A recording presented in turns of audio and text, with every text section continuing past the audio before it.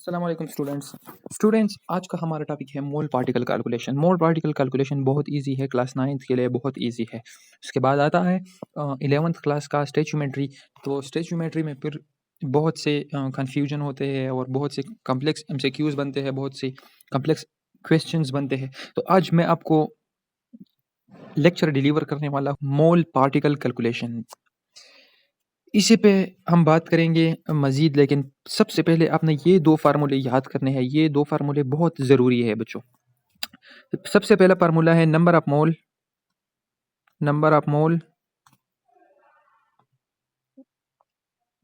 Mole is equal to mass in gram divide by molar mass. सबसे पहला ये फ़ार्मूला है। दूसरा फ़ार्मूला है नंबर ऑफ़ मोल को हम रिप्रेजेंट करेंगे n से। Number of mole is equal to number of particles divide by Avogadro number को हम रिप्रेजेंट करेंगे Na से। तो ये 2 फार्मूले हैं, आपने इन्हें अच्छी तरीके से याद करने हैं और इसके बाद हमारा लेक्चर अभी शुरू हो जाएगा। बच्चों, नंबर ऑफ मोल मैंने आपको बता दिया था कि नंबर ऑफ मोल जिस तरह डोजन होता है, मतलब दर्जन होता है, जिस तरह किलो होता है, इसी हिसाब से नंबर ऑफ पार्टिकल्स का एक यूनिट है जिसका मतलब है मोल।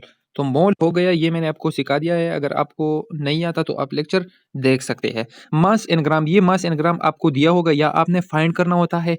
मोलर मास जो है ना, वो होता है जितने भी एटम होते हैं किसी मॉलिक्यूल में, जितने भी एटम होते हैं उसको ऐड करके, मतलब उसका मोलर मास का फार्मूला है। फॉर एग्जांपल हमारे साथ हो गया CO2, हो गया CO2 हमारे पास फॉर एग्जांपल हो गया। तो कार्बन का एटॉमिक मास है 12 और ये कितने हैं, ये 1 है। तो जब हम इसको मल्टीप्लाई करेंगे 1 के साथ, प्लस ऑक्सीजन का एटॉमिक मास है, सॉरी, कार्बन का एटॉमिक मास है 12 और ऑक्सीजन का एटॉमिक मास है 16 और ऑक्सीजन कितने हैं, तो 2 है। तो जब हम इसके कैलकुलेशन करें तो ये बन जाता है 32 और 12 हो जाता है 44।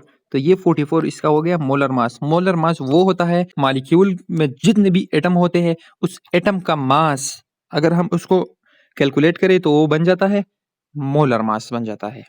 अब नंबर ऑफ पार्टिकल्स, ये नंबर ऑफ पार्टिकल्स आपको दिए होंगे कि इतने पार्टिकल्स है, आपने मोल कैलकुलेट करना है या आपने एवोगाड्रो नंबर कैलकुलेट करने हैं या आपने मोल कैलकुलेट करनी है। तो चलिए एक एग्जाम्पल की तरफ बढ़ते हैं। इसके बाद आपको सही तरीके से समझ आ जाएगा बच्चों।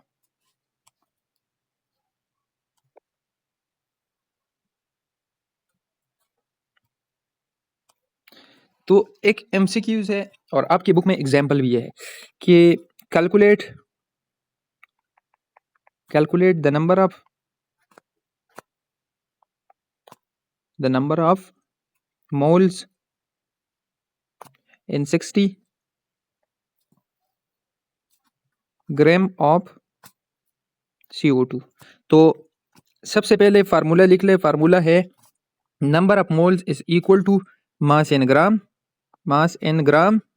Divide by molar mass. ये फार्मूला था हमारे साथ।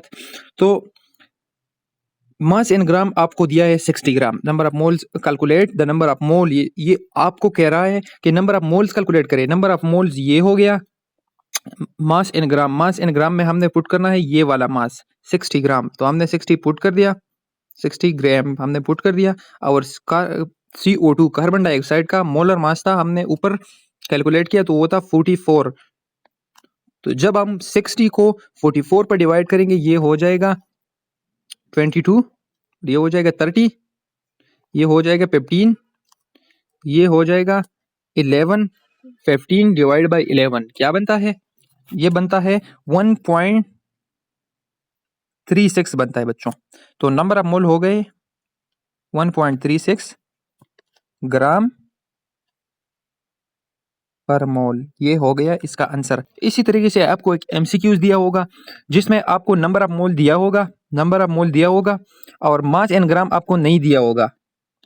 आपने ये मास इन ग्राम इन ग्राम, ये नहीं दिया होगा, ये वाला नहीं दिया होगा, और मोलर मास भी दिया होगा। तो आपने सिंपली क्या करना है, इस वाली फार्मूला को आपने सिर्फ रीमेक करना है। आपने इसी तरीके से, अगर आपको मास इन ग्राम चाहिए, मतलब आपने मास इन ग्राम को फाइंड करना है, तो आप इस मोलर मास को इधर ले आएंगे। ये पहले डिवीजन पे था, अब क्या हो जाएगा, अब हो जाएगा ये मल्टीप्लिकेशन पे। तो number of moles multiply by molar mass is equal to, ये क्या हो गया, मास इन ग्राम। तो जब आप इनको नंबर ऑफ मोल को मोलर मास के साथ मल्टीप्लाई करेंगे तो बन जाएगा मास इन ग्राम, ये बन जाएगा मास इन ग्राम बन जाएगा। इसी तरीके से अगर आपको मोलर मास फाइंड करना है, तो सिंपली आपने क्या करना है, मोलर मास को उधर मोल के पास, नंबर ऑफ मोल्स के पास ले जाना है, और नंबर ऑफ मोल्स पहले मल्टीप्लिकेशन पे था, अब हो जाएगा डिवीजन पे। तो मास इन ग्राम को आप डिवाइड करेंगे नंबर ऑफ मोल पे, तो ये आपको दे देगा मोलर मास, आपको दे देगा। इसी तरीके से अगर हम दूसरे वाले फार्मूले को, number of mole is equal to number of particle divide by Avogadro number, अगर हम वही फार्मूला को हम यूज करें ना, उसी के हिसाब से एमसीक्यूज होगा। अगर हम उसी फार्मूले को यूज करेंगे तो आपको क्या मिलेगा, नंबर ऑफ पार्टिकल आप भी फाइंड कर सकते हैं, एवोगाड्रो नंबर भी फाइंड कर सकते हैं, और आप नंबर ऑफ मोल भी फाइंड कर सकते हैं। इसी के लिए प्रैक्टिस होना लाजिमी है, इसके लिए प्रैक्टिस बहुत लाजिमी है। तो आपने क्या करना होगा, आपने बहुत से एमसीक्यूज के ऊपर आपने प्रैक्टिस करने होंगे, ताकि आपका जो ये वाला कंफ्यूजन है ये क्लियर हो जाए। तो इसी तरीके से आप किसी भी एमसीक्यूज को, 9th क्लास के स्टैच्यूमेट्री के एमसीक्यूज को कर सकते हैं। मिलेंगे इंशाल्लाह अगले लेक्चर में चैप्टर नंबर 2 के साथ। तब तक के लिए अल्लाह हाफिज़।